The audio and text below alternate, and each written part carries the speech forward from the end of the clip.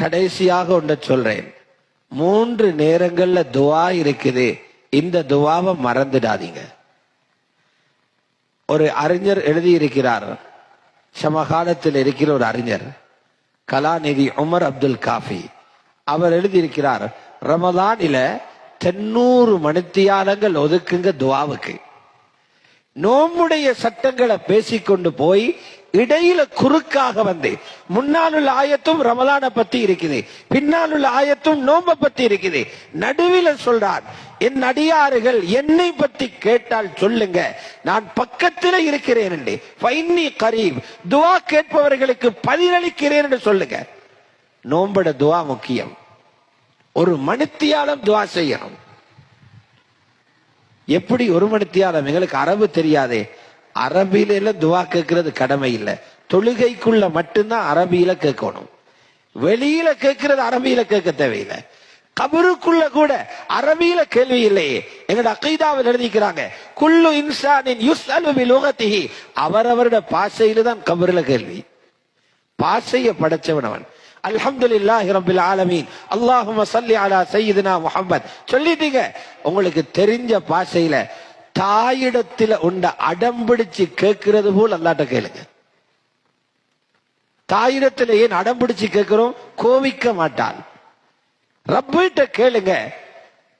ரப்பு வித்தியாசமானவன்.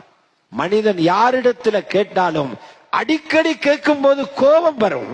எங்கட ரப்பு எப்படி தெரியுமா? கேட்காத போது கோபம் வர்றவன். யாருக்கு ஒரு தேவை ஏற்பட்டு அல்லாஹ்விடத்துல கேட்காம என்னால சாதிக்கலாம் என்று நினைக்கிறானோ அல்லாஹ் அவனோடு கோபப்படுறானாம். மல்லம் யஸ்அலில்லாஹ யக்லிபு அலைஹி, ரப்பிடத்துல யாரு கேட்க இல்லையோ ரப்பு அவரோட கோபம். அந்த 3 நேரமும் எது? ஒன்று சஹருடைய சாப்பாட்டுக்கு முன்னால தஹஜ்ஜுத் நேரம், தொழுகையோடு சேர்த்துடுங்க. அழுது கொண்டிருங்க, இவ்வளவு பிரச்சனைகள் இருக்குது யா அல்லாஹ், தீர்வு உன்னால மட்டுமே தர முடியும், இந்த தீர்வை தந்திரு. 2வது நேரம் ஃபஜ்ர், சுபஹ் தொழுதவுடன் போய்த்து தூங்கிடாதீங்க. பல அறிஞர்கள் அது முசீபத்துடைய நேரம் என்று எழுதுறாங்க. சுபஹுக்கு பின்னால இஷ்ராக், சூரியன் உதயமாகும் வரை உள்ள நேரம். இந்த நேரம் இருக்குதே, ஊரில் இருந்து ஹஜ்ஜும் உம்ராவும் செய்த நேரம். ஹஜ்ஜு உம்ரா செய்ய மக்காவுக்கு போகணும், பல லட்சம் செலவழித்து.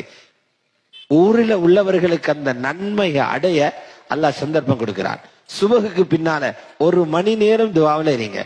3வது நேரம் இஃப்தாருடைய நேரம். அந்த உணவை பார்த்து ரப்பிட்ட கேட்கிறத மறந்துடாதீங்க.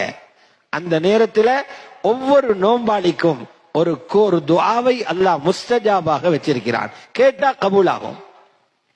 இந்த 3 நேரங்களையும் மறக்காம துஆவில சேர்த்துக்கோங்க. வல்லவன் அல்லாஹ் சுப்ஹானஹு வ தஆலா இந்த ரமலானை அன்பு ரசூலுல்லாஹி ஸல்லல்லாஹு அலைஹி வஸல்லம் எப்படி கழித்தார்களோ அந்த உணர்வுகளோடு, அந்த இஹ்லாஸோடு, அந்த முஜாஹதாவோடு அந்த அமல்களை செய்யக்கூடிய பாக்கியத்தை வல்லவன் அல்லாஹ் தந்தருள்வானாக. அல்லாஹு அக்பர்.